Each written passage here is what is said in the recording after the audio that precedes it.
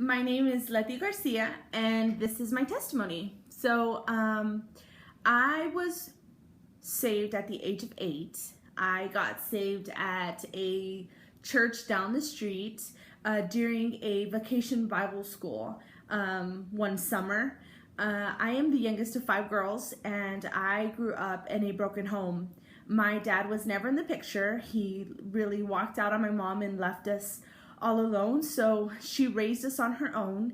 And I really just grew up with the absence of not only my father physically, but my mother in an emotional sense, because she was either always working or really never home to, I guess, face the reality of our situation. But my oldest sister, who happened to be 18 at the time, got invited to this church, and she took me to their vacation Bible school. And I remember going into this church, and I remember seeing this beautiful lady. Her name was Terry Winters, and we called her Sister Terry, of course. But she led this vacation Bible school, and the moment I met her, and the moment that she introduced herself to me, I felt the love of Jesus. I felt a love that I had never felt before. And immediately I got connected with her, and felt that there was just something different about this place. And so being saved, I got saved that week at Vacation Bible School. I remember I was so excited. I remember I didn't really ever open the Bible, but that week I wanted to win every competition. So I remember, I memorized the armor of God. I memorized the books of the Bible. Something just within me had a longing and a desire to know more about this genuine love that they really expressed through Jesus. And for that moment, I felt accepted, I felt loved, I felt worthy. And so throughout, my sister got saved as well. So she was really the avenue in which I continued to serve the Lord.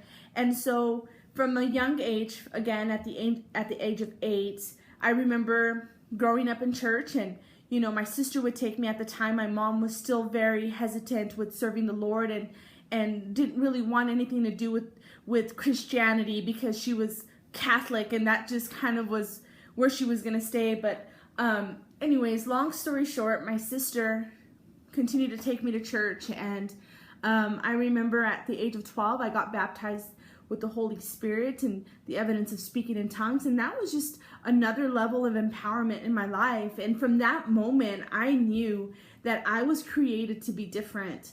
I knew that something within me just always longed and hungered for Jesus, because he just had a way of reaching me in the moments of brokenness, the moments where I would go home and feel the reality of what my home felt like, and broken and lost without Christ. And so I continued to serve the Lord. There was just a drive in me. My sister got married, moved out of the house, and I continued to go by myself. Like I said, none of my sisters were serving the Lord, but there was just always a longing.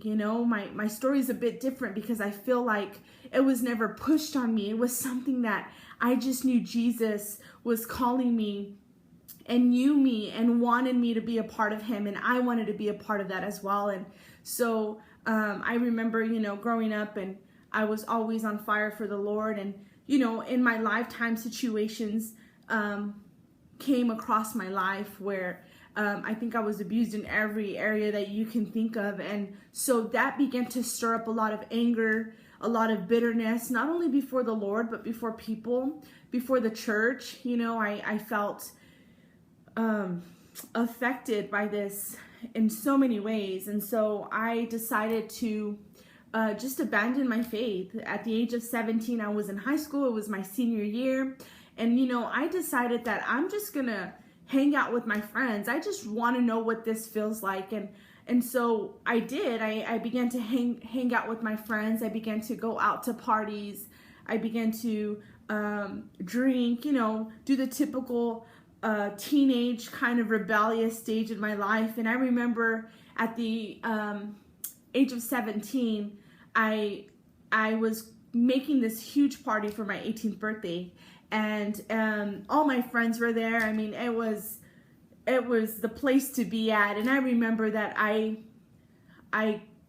got encouraged to drink, and for the first time in my entire life, I got completely drunk, and that night, thankfully my sister was there to take care of me, and I woke up the next morning, and it was a Sunday morning, I remember very clearly, and I just felt a heaviness in my heart. I felt like the deepest conviction, but through love, that I've ever felt before. And I remember that I was sitting there on the table, and we had to pick up the house, it was a mess. And I remember I began to mop the floor, and it had been a long time since I had really heard the Holy Spirit speak to me. And I remember I was mopping this floor, and I just felt such a subtle voice, and it said, "Letty, look at you." And I kind of, freaked out, kind of looking around, but it was just so loud in my ear. And it said, "Look at you. I didn't create you to mop your own vomit." And that moment, I knew that it was the Lord calling me back to Him. So the first thing I did, of course, it was a Sunday morning. I remember very clear. I went to service, and that moment I walked into church, I went straight to the altar. I didn't wait for an altar call. I didn't wait for an invitation. I didn't wait for a sermon to challenge me. I knew that I just needed Jesus. And I remember I stayed there broken before the Lord and repented and turned my life around that day. It was the 23rd of February, I remember, because it was the day right after my birthday. So that moment, I rededicated my life to the Lord. That moment, I knew that my life existed to give Him glory. I knew that I was different. I knew that I was set apart.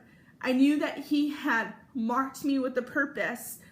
And for so long, I was looking for life in things that were dead. I was looking for life. I was looking for the fullness, to feel complete in things that led me to dead ends. And that moment, I rededicated my life. And 2 months later, I went to campus days at Bible school, at a Latin American Bible Institute in San Antonio. And I knew that moment that was where I was supposed to be. And I didn't know how the Lord was going to get me there. I didn't know how He was going to provide. I didn't know what He was going to do, but I knew that I was called into ministry. I knew that this was my life. My life was to share Jesus. My life was to share Christ, who changed me and transformed me and changed my destiny of where I was going to life in Him.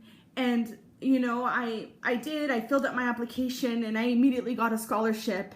And I knew that was God just telling me, "Letty, you just have to trust me." And so I did. I trusted Him. And I don't know, like I said, my mom was a single parent, and I didn't have a way to pay for my tuition. I didn't have a way to make it through, but God provided. And 3 years later, the day I graduated, I still had a balance in my account. And that night, I was told that my tuition was paid for. And these are moments that have marked my life. These are moments that have reminded me that God's calling and God's love has been lavished upon my life, and there's no other way I could give back a bit of what He's done for me. But the best that I can do is offer my life. And I'm so grateful for that. After I graduated Bible school, I went into full-time ministry. I was youth pastoring for a while, And later I became a part of a ministry in San Antonio called Impact Now, and I had the privilege of being under great leadership and training students for ministry. And 6 years ago, seven, I met my husband through a ministry trip, and he was a pastor, full-time pastor here in Andrews, Texas. And I met my husband, and he just is a full expression of Jesus. I mean, I could not be more grateful. The moments of my life, listen, that I lost sight of Christ for moments, and I looked for love and I looked for affection in things and in people that were not worth it. But to know that the Lord would set apart a man that loved him and that honored him, and that one day I would come to meet him, was life-changing. And so today, 6 years later, we got married. Let me rephrase that. A year later, we got married, and we've been pastoring full-time here in La Nueva Jerusalem Church in Andrews. And there's not a day, there's not a moment that goes by, and I look around and I see where I'm at. I see where the Lord has brought me, and I have no greater expression of gratitude to him for what he's done in my life, that I look around and I say, this is all worth it. Every moment, every season that I've had to walk through, every moment of affliction that I've had to go through, I recognize that it's never been in vain, because he's worth it. He's all worth it. And so today I counted a privilege, I counted an honor to serve him, to serve this Christ that gave it all for me. And so today I realize, in seasons that I walk in, one season that I currently feel is just that I exist to give him glory.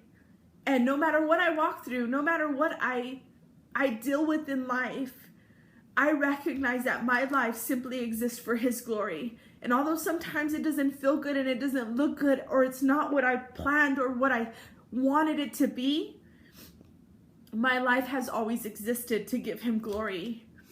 And so I encourage whoever it is that may watch this, that no matter what you may be going through, there's a Christ who loves you, and the same power that he has to have changed my life, he has the ability and the access to change yours if you're willing.